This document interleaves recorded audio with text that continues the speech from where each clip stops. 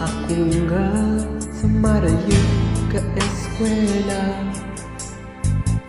malawit rin nga sa marayo nag-aobra.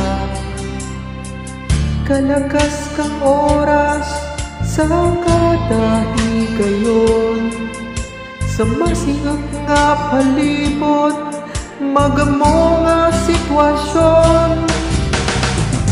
Mauligid ako sa antike,